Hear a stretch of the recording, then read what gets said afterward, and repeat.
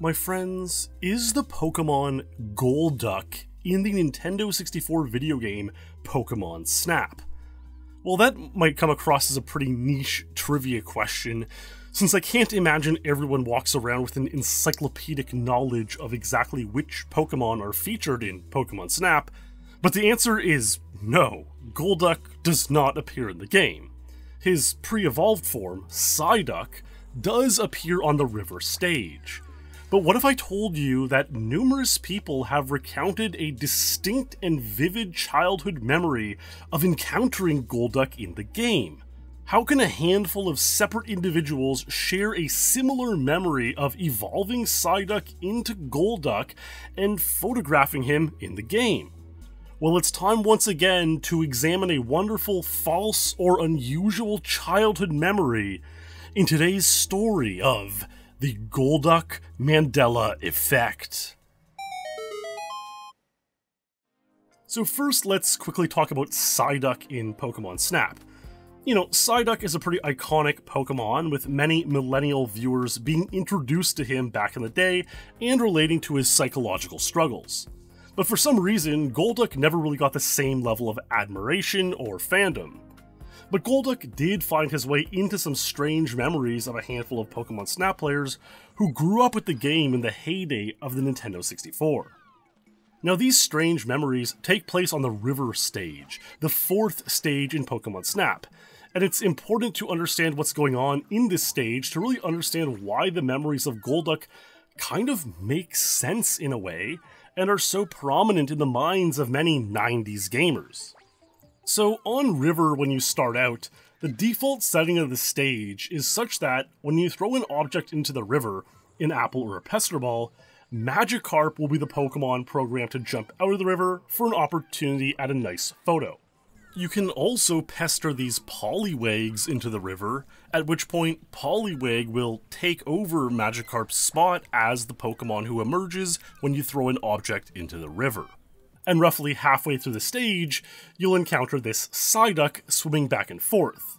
If you take a picture as is, it's pretty mediocre. But if you knock him with an object, you guessed it, now Psyduck will be the Pokemon who can appear when you throw an object into the water. But there's also another Psyduck just around the bend here, who swims a set path around these sort of tree stumps on the course. If you knock this Psyduck into the water, then he will jump out of the water on a set path, timed jumps at certain points around these stumps. And so if you know the order of these second Psyduck jumps, and you throw an apple or a Pester Ball in just the right spot, and you're very lucky, you could get two Psyducks in one picture, which is of course the strategy to obtain a high score for Psyduck in this game. Now, not only that, but you would need to hope you get the roughly 1 in 16 lucky shiny Psyduck for the maximum 1200 pose score, on top of getting both Psyducks in the frame.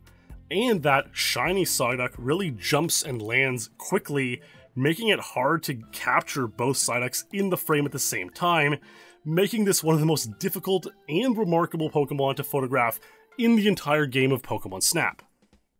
So that's pretty cool, and that's pretty much the entire explanation of Psyduck's high score in this game, but that's not entirely what we're here for today. What we're here to discuss are the strange memories from a few people who claim to have evolved Psyduck into Golduck in this game. Of course, evolving Pokemon to a new form is a part of the game's mechanics. There are a handful of cases where you do just that. And also, with only 63 snappable Pokemon in the game, not all of them can evolve. You know, there's not all 151 Kanto Pokemon in-game, even if some of them can evolve in typical Pokemon canon. You know, I've spoken before about my own childhood attempts to evolve Vulpix into Ninetales by knocking them into the lava on the Volcano stage. This is an impossible feat. It's not programmed into the game, and they cannot fall off the ledge here. Yet still, I tried for countless hours to no avail. Let's watch a clip from a streamer, Robbie Dude, and listen closely to what is mentioned in the clip. Is it you get a Golduck there, or am I crazy? Now, the entirety of the clip is him activating Porygon in a surprising way, which isn't relevant to this story, but that first tidbit is important. Is it you get a Golduck there, or am I crazy? You see, this is just one of many people who believed that Golduck was in the game, and particularly that he can evolve from these Psyducks here on the river stage. Now let's read a few more accounts of this remarkable childhood memory. These were comments posted on a video I shared last year about Nintendo 64 Urban Legends. We see a couple of interesting comments. From Cecile Walters. I actually have a false memory of Pokemon Snap where I knocked the Psyduck out into the round tree thing, and later while looking backwards saw a Golduck straddling in the water. I even remember taking a photo of the Golduck from really far away, basically just seeing a blue spot, and Professor Oak gave it a really bad rating, but it did count to the Pokedex and it was the 64th Pokemon. Never could replicate this later on in life. And from Halloweenlet. The Snap 64 one my friends and I had was you could bonk Psyduck into the tree stump to get a shot of Golduck. A lot of time we dumped into that, and I remember actually getting him into the stump, but he clipped out in a weird way, and we both just looked at each other knowing we were defeated. We were also convinced that there were 64 Pokemon in Snap before it was established fact. 63 just never sat right. Kinda right with Ekans, I guess, but yeah. And now, interestingly, on a later video, specifically about Nintendo 64 memories that no one else has, I received 2 more comments from the same 2 commenters. From Cecile Walters. I remember knocking a Psyduck onto or inside the round tree platform he walks around in Pokemon Snap, and when I turned around, I saw a Golduck straddling there in the distance. I took a really crummy photo. Golduck looked almost like a pixel, but Oak did recognize it, and I had all 64 kinds of Pokemon registered. I actually tried to replicate this for many years and never succeeded, sadly, but the memory stays true to me, and I am convinced that it actually happened for kid me. And from Halloweenlet. I had a friend during Snap's glory days who thought he knew everything because he had an older brother, LOL. He'd vehemently swear that if you pestered Psyduck into the stump that he swims around, he would evolve into Golduck. Funny looking back, but I remember thinking it was at least possible because we all knew that 63 entries for the album was a sus amount. One thing I find particularly noteworthy is that when people tell the same stories numerous times, it tends to be something that they really remember deeply and at least believe to be true. If the details of a story change, it's often a tell that the story could be a lie, and people are just winging it as they get called out or disbelieved. But in these cases, the story remains pretty consistent across both tellings. Both of Cecile's comments recall the picture being taken from afar and only capturing a very small, near pixel-sized photograph of Golduck, which scored poorly. Here is just an example of a picture of Electrode when you're very far away and thus get a poor score, but Professor Oak does indeed recognize the Pokemon, so its memory does fit with the mechanics of the game. At least in theory. I can put myself in Cecile's shoes and imagine what getting a faraway picture of Golduck would have felt like. And both of Halloweenlet's tellings recall learning about Golduck from a friend and knocking Golduck into or onto this stump that he swims around. And so this to me indicates that both these accounts truly believe they did encounter Golduck, whether they actually did or whether it's just a false childhood memory. Here's another one I found on Twitter by searching for Golduck and Pokemon Snap.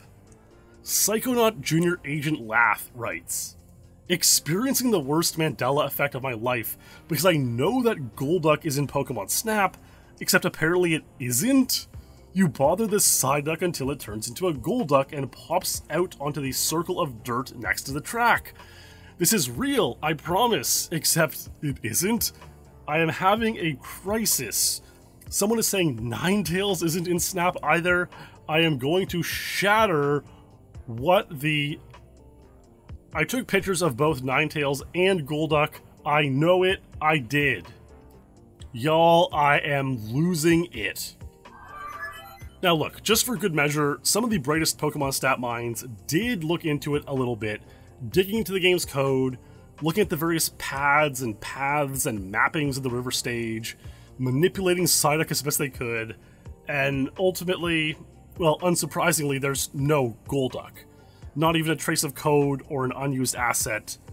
there's nothing. Golduck is not in Pokemon Snap for the Nintendo 64. And just for the sake of total establishment, Golduck is not in new Pokemon Snap for the Nintendo Switch either. So this isn't a case of some sort of confabulation or hallucination of memories, combining photographing Golduck in one game with another. Golduck just isn't in Pokemon Snap, period.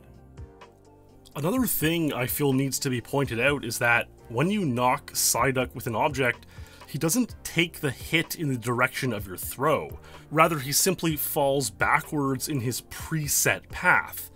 This would make knocking him onto the ring of dirt or tree stump, as many memories proclaim, to be impossible. I mean, of course, the whole thing is impossible, but it's just another element that doesn't add up upon closer investigation. One thing that I find especially interesting is exactly which Pokemon we have memories of having evolved or having tried to evolve in Pokemon Snap, namely Psyduck into Golduck and Vulpix into Ninetales. There are claims and memories of people doing this, but I've never heard a single claim of successfully evolving Doduo into Dodrio, for example, or Coughing into Wheezing, Eevee into any other forms, Mankey into Primeape, Jigglypuff into Wigglytuff. You could go all day with these. I don't even think I've ever heard anyone claim they evolved Pikachu into Raichu. Perhaps that was simply too memorable, that Raichu wasn't in the game, and so there was no confabulation there. But it's interesting that these memories exist for some Pokemon, but not all. There are a handful of two-stage Pokemon that do evolve in the game, like Diglett into Dugtrio, Magnemite into Magneton, Slowpoke into Slowbro, but certainly not all of them do, Psyduck being one that doesn't. And so it's just so interesting that there are numerous people who share the same false memories of the same couple of Pokemon, especially when it comes to Golduck. My best guess as to why this memory kind of makes sense essentially comes down to what's usual or expected in Pokemon Snap.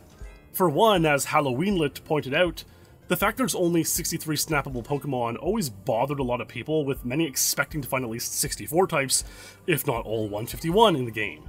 So many young gamers would have looked around trying to find just one more Pokemon, or trying to evolve something that just wasn't there. Online guides and tutorials were of course less common back in 1999, with many gamers, maybe most gamers, not even really having wide access to the internet, and so this only helped speculation run wild with urban legends and rumors on the matter.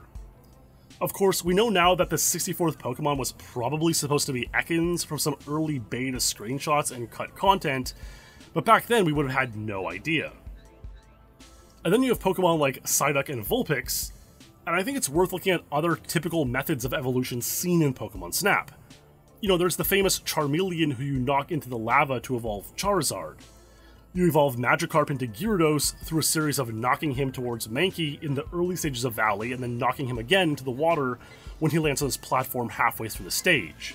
You evolve Slowpoke by luring him over to this spot, where he fishes a Shelder out of the water onto his tail. Charmander could evolve into Charmeleon by getting blasted by Magmar's fire. So all these evolutions have to do with sort of falling in or getting consumed by water or lava. And when it comes to Psyduck and Vulpix, their positions and routes through the stage take them pretty close to situations where you can sort of see them undergoing a similar process as other processes that were known to evolve Pokemon in the game. You already knock Psyduck into the water twice, and so it wouldn't have been a stretch to believe that there's some other knocking movement that you could have performed to inspire Psyduck's evolution. And so it's easy to see how, in an age before online message boards, live chats, and YouTube tutorials, when the only discussion you had about a video game was with friends during school recess, people would share stories of maybe trying to evolve Psyduck, some maybe claiming they did it successfully, and so these confabulated into hardened childhood memories of taking a picture of Golduck in Pokemon Snap. And I think it's worth comparing this to, say, Doduo or Coughing, where there's no real intuitive path where you could have knocked them into water or lava, causing them to evolve. So these sorts of urban legends around these Pokemon never really took root and sprung a life of their own. And so, sorry to Cecile and Halloweenlit, and Psychonaut Jr. Agent Laugh and Robbie Dude, and everyone else who believed that Golduck was in Pokemon Snap for the Nintendo 64, But unfortunately, this is simply a strange case of one of those unusual and false childhood memories. So what do you think about the Golduck Mandela effect? Do you remember snapping a picture of Golduck in Pokemon Snap? Or do you have any unusual childhood memory from a 90s era video game? I always love to hear about these stories in the comments.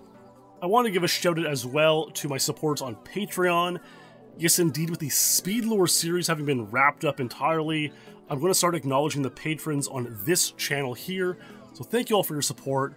I'm posting some exclusive content over there, monthly rambles, random memes, occasional exclusive videos, so check that out if you want to support even more. But the best way to support is simply by watching, liking, and commenting, so thank you my friends for doing so.